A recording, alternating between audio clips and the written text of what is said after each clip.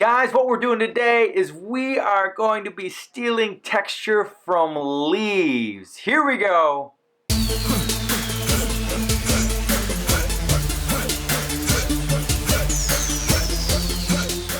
Guys, last week we learned how to go around and steal texture by rubbing crayon over paper and having that paper over the texture that we want to take from.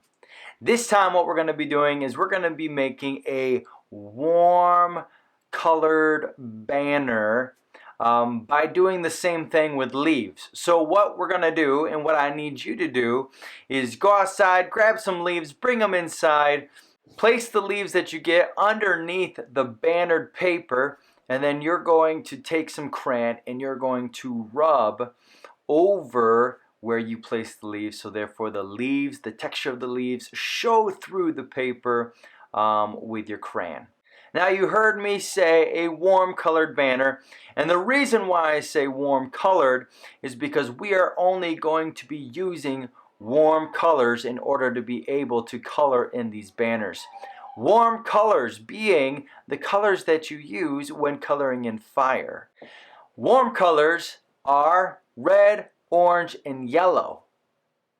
That is the warm color scheme. A scheme of colors are the colors that an artist will choose to use in their painting or in their project or in whatever they're working on. The opposite of warm colors is a cool color scheme. What colors do you think might be in a cool color scheme? If you're thinking blue, green, and purple, you're right, guys.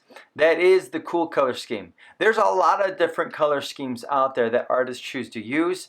Today, we're only focused on the warm and cool color schemes. Warm colors can make you feel comforted, can make you feel welcomed, and also, depending on how it's used, can also make you feel somewhat anxious, can make you feel ready.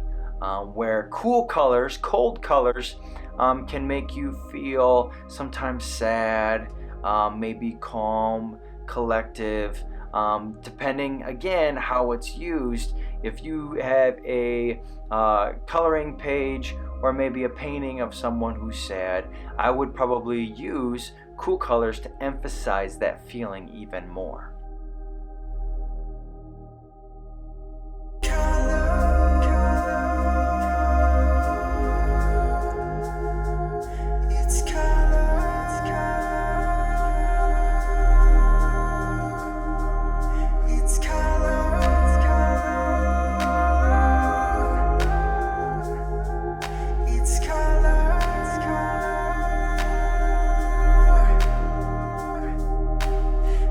Out like it exploded, looking bright dull, it's loaded, making my mind feel like it's rolling.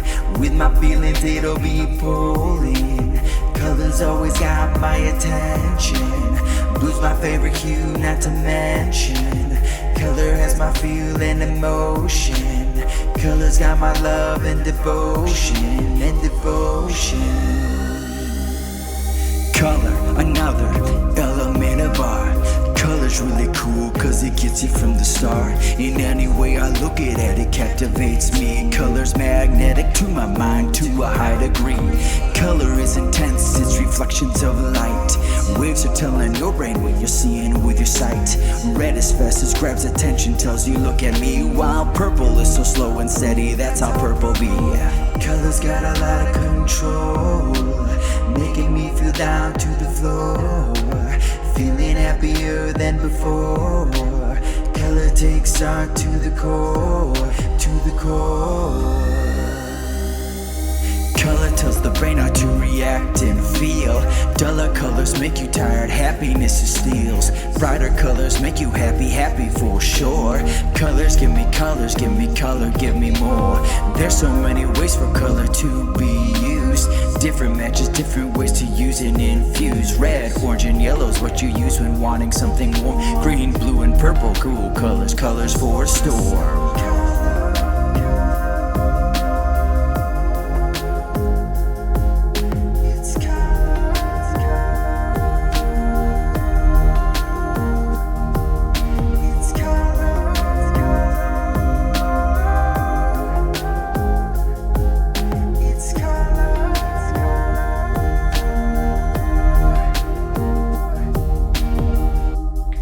Guys, go ahead and watch the rest of this video to be able to see how to steal the texture of the leaves and what I'm looking for when doing that.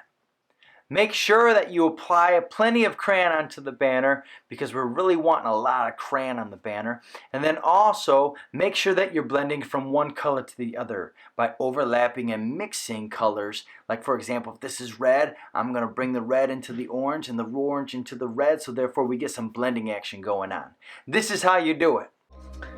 Alright guys, so for this leaf banner, what you're going to need is you're going to need, I recommend a larger piece of paper. Larger gives it more of that banner effect. I understand if you don't. Just doing it with a normal 8.5 by 11 piece of paper is perfectly fine. But what you need is the piece of paper, the leaves of your choice and liking, and then also some crayons that are the warm colors, red, yellow, and orange. And then also what I did with these crayons is I took off the skin or the wrapper of the crayon, and the reason being is because that's going to allow you to press down with the crayon in a certain way. Let me show you some things of what not to do. So let's say that I've got my leaf here, and if I place it underneath, and one thing not to do is to use the point of the crayon. If you use the point of the crayon, it can look fairly scribbly on how it looks, and we don't want it to look scribbly. We want it to look nice, neat, and even.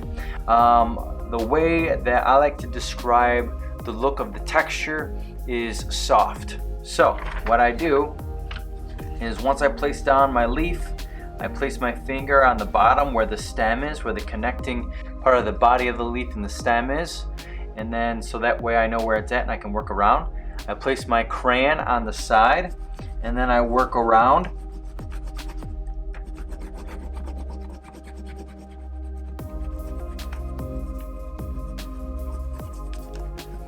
And then I even, when I color it, I even extend out just a little bit.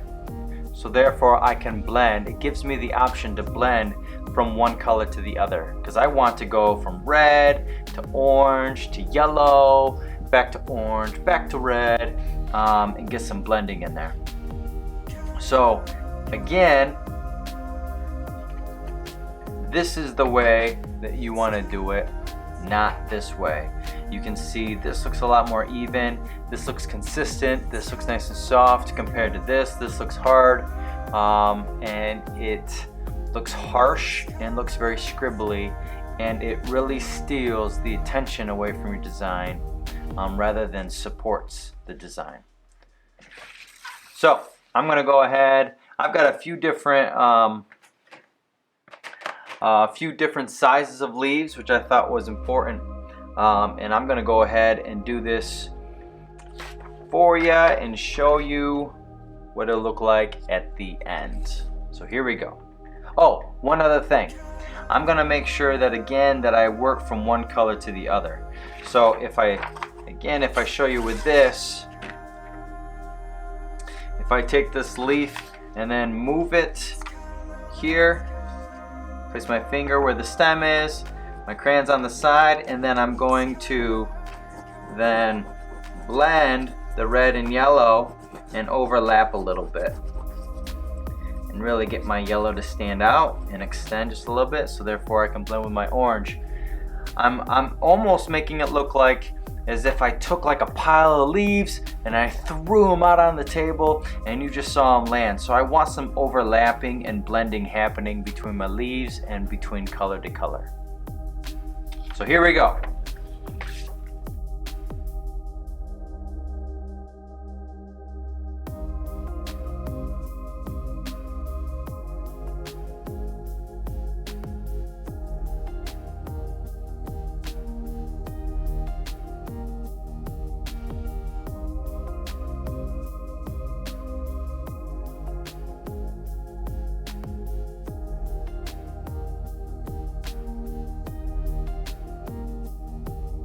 Alright guys, so I'm really happy with this. I made sure that when I was transferring with crayon, rubbing with crayon, that I laid a lot of crayon down. There's a lot of waxiness on here.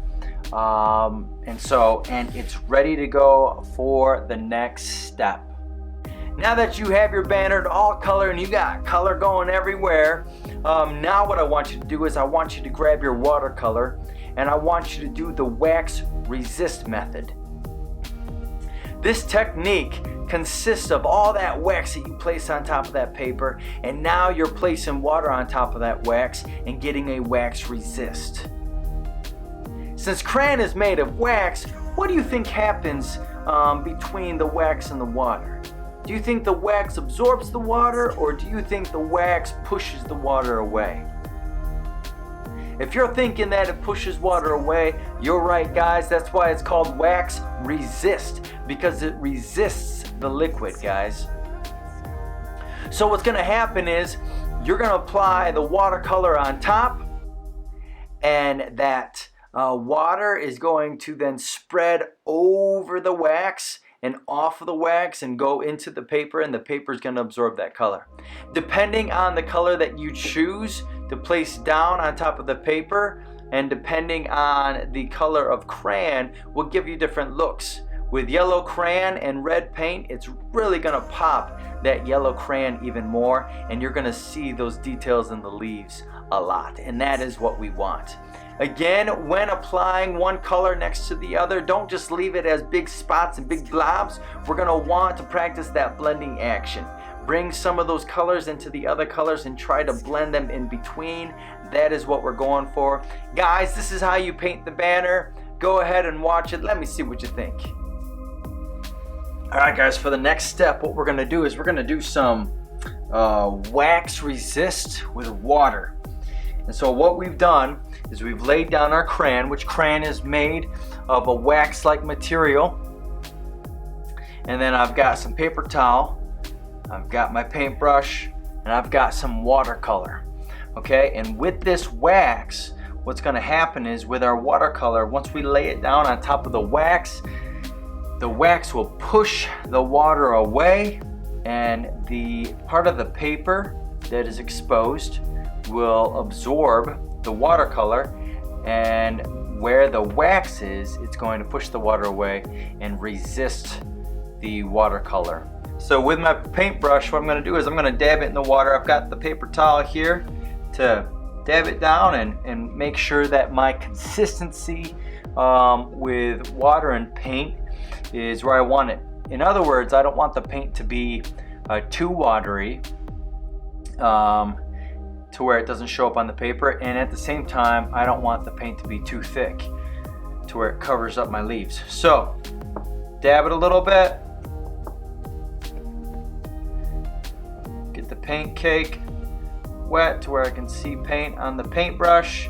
I'm gonna take some of that water off, and then what I'm gonna do is when I paint, I'm gonna make sure that when I'm painting with yellow that maybe I cover up the red and maybe the orange. And that yellow paint then really makes that red leaf pop. Now what I'm going to do is I'm going to extend that yellow just a little bit. Okay? And I'm going to go into my red cake.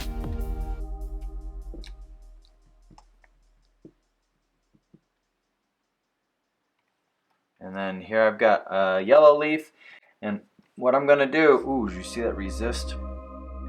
Look how that pulls away. That is cool.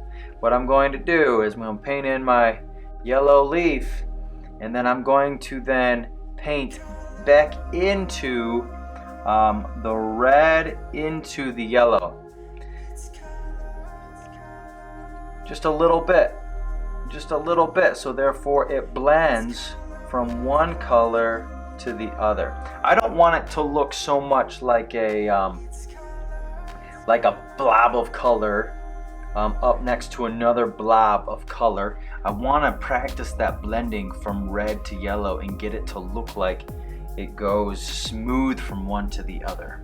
Okay, all right. So my next one, I'm going to go ahead and move on to my orange. I'm gonna do this leaf right here with some orange.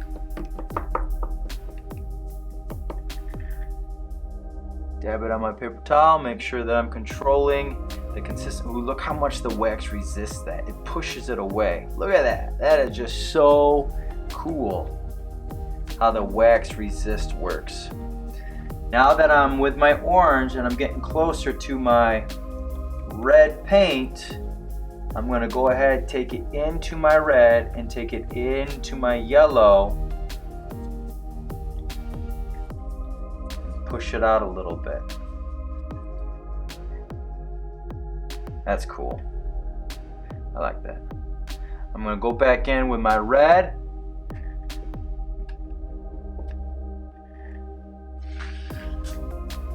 Dab it, just to make sure I got control.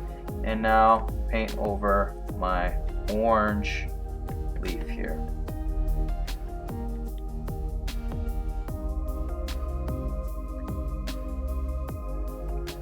Blend it into my orange. What I'm doing is, all I'm doing is just taking a little bit of that red and just pushing it into the orange until you see the red disappear.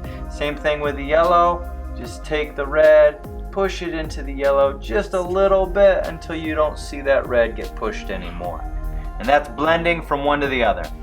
I'm going to show you the rest of it real quick.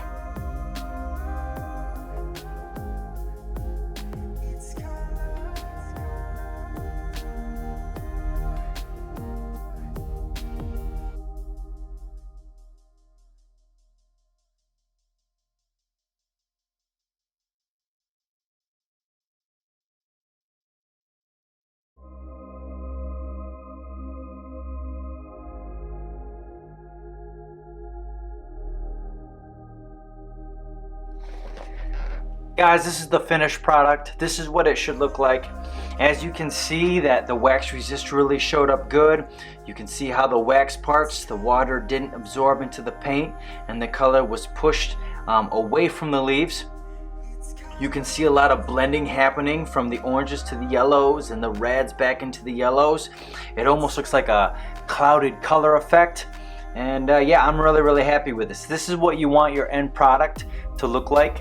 So go for it, push it, you know, try some new things and be creative. You can do this, you got this. So have fun and good luck. Guys, that's it. That's the project. Guys, have fun, be creative, try something new, practice, and you've got this. I can't wait to see your guys' final. Can't wait to see the warmth and comfort that this brings to your home. Have fun.